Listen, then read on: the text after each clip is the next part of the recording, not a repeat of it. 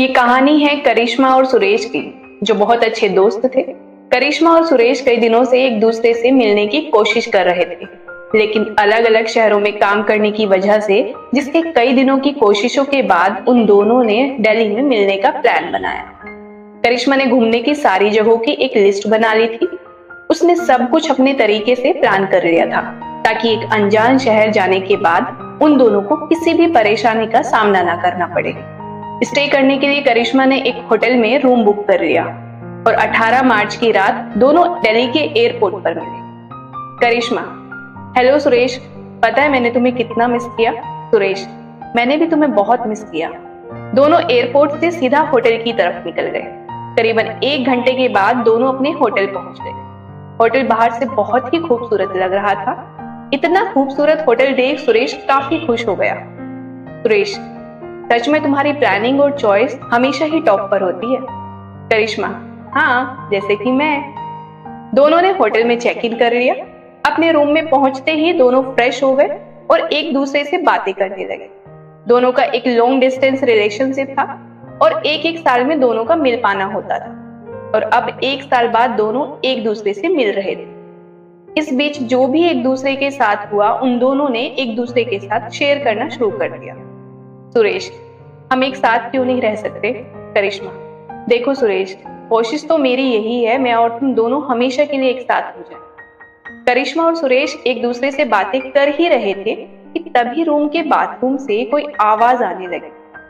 पहले तो उन्हें लगा कि गीजर में कोई प्रॉब्लम होगी, लेकिन ध्यान से सुनने पर करिश्मा ने यह महसूस किया कि ये किसी की दीवार पर नाखून मारने की आवाज है। ऐसा समझ में आते ही करिश्मा काफी डर गई और वो सुरेश को यह बात बताई, जिसके बाद सुरेश बाथरूम की तरफ बढ़ने लगा।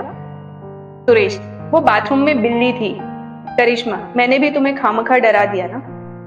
चैन की सांस लेते हुए दोनों बात करने लगे कि तभी उन्हें महसूस हुआ कि उनके बेड के नीचे कोई गहरी गहरी सांसें ले रहा है। अब ये बात दोनों ने महसूस की, जिसके बाद करिश्मा ने बेड के नीचे देखा। उसे जो दिखा उससे करिश्मा की सांसें अटक गई और वो जोर से चिल्लाने लगी।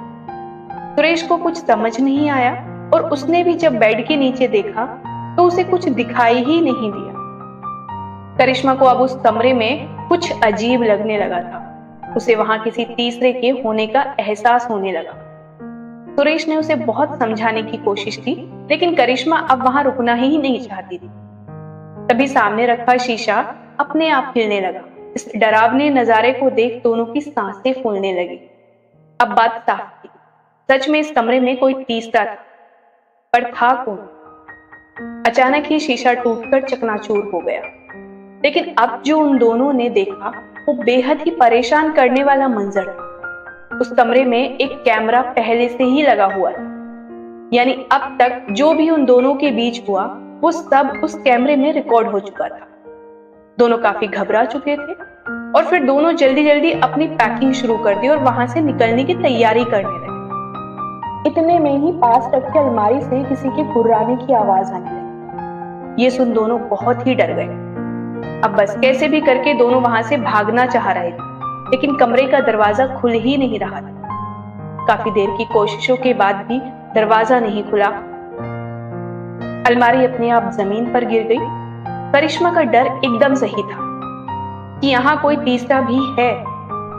वही अपने सामने इतना खतरनाक आकृति देख दोनों ही डर से कांपने लगे। तभी हवा की तेजी से उस आकृति ने सुरेश का गला पकड़ लिया। सुरेश जोर जोर से चिल्लाने लगा, उसका दम घुटने लगा था।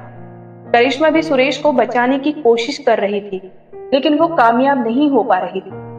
फिर सुरेश ने पूछा, तुम्हें मुझसे क्या चाहिए। सुरेश के पूछते ही उस भूतिया आकृति ने हवा में कुछ लिखा। सच बोलो। ये पढ़कर किसी को कुछ समझ नहीं आया। उसके बाद उस भूतिया आकृति ने फिर से कुछ लिखा। कैमरा। सुरेश: मुझे कुछ समझ नहीं आ रहा है, मुझे छोड़ दो। सुरेश का दम घुटने लगा था, जिस पर उसने कहा, ये कैमरा मैंने ही लगाया है। मैं करिश्मा को ब्लैकमेल करना चाहता था ताकि वो मेरे साथ आकर रहे। सुरेश के ऐसा कहते ही करिश्मा के पैरों से जमीन ही खिसक गई। सुरेश ने यहाँ आते ही कैमरा को छिपा कर लगा दिया था। ताकि वो करिश्मा को अपने साथ रहने के लिए ब्लैकमेल कर सके। इस घिनौने काम के बाद करिश्मा टूट चुकी थी। वही इस भूतिया आकृति ने सुरेश को हवा में उठा उठाकर पटकना शुरू कर दिया और कुछ देर बाद में सुरेश ने अपना दम तोड़ दिया। मगर ये भूतिया आकृति थी कौन? बात अब साफ थी। उस भूतिया आकृति ने करिश्मा की जिंदगी को नर्क होने से बचाया और सुरेश को इसके किए की सजा दी।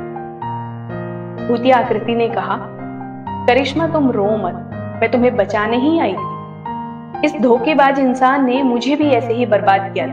मैं कमजोर थी और मैं डर के कारण आत्महत्या कर रही थी, लेकिन आज मेरा बदला पूरा हुआ। अब ये किसी के साथ भी ऐसा नहीं कर पाए। आज की ये कहानी अच्छी लगी हो तो चैनल को लाइक, शेयर और सब्सक्राइब जरूर कीजिएगा। Thank you so much.